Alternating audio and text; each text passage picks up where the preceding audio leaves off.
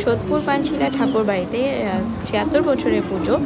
এবার থিম হয়েছে শ্রীচরণেশু বাবা।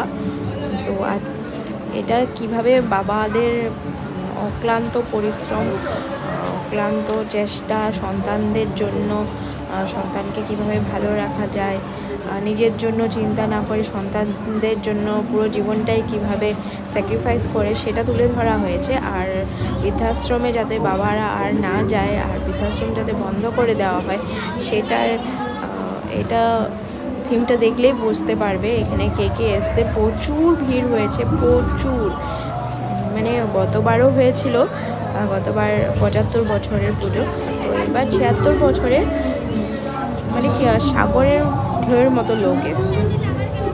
আজকে বিজয়ার দ্বিতীয় দিন, বিজয়া দশমীর দ্বিতীয় দিন, কিন্তু এত ভিড় হচ্ছে কেউ সত্যি বিশ্বাস করবে না, মানে এত সুন্দর হয়েছে। যারা দেখে গেছে দ্বিতীয়বার আবার আসছে, বাবাকে নিয়ে মাকে নিয়ে হাত ধরে আসছে, এত বৃদ্ধ বয়স্ক লোকেরা এসছে।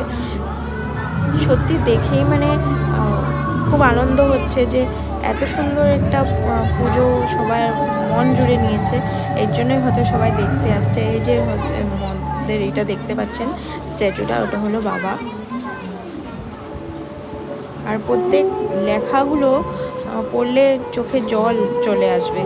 আর অনেক লোক আছে যে কেঁদে ফেলছে, এত কষ্ট হচ্ছে, মানে যারা বাবাকে হারিয়েছে তাদের বলতে না পারা কথা, যে বাবা আমি তোমাকে ভালোবাসি, যারা যারা বলনি সত্যি বলেই ফেলো যে বাবা আমি তোমাকে খুব ভালোবাসি।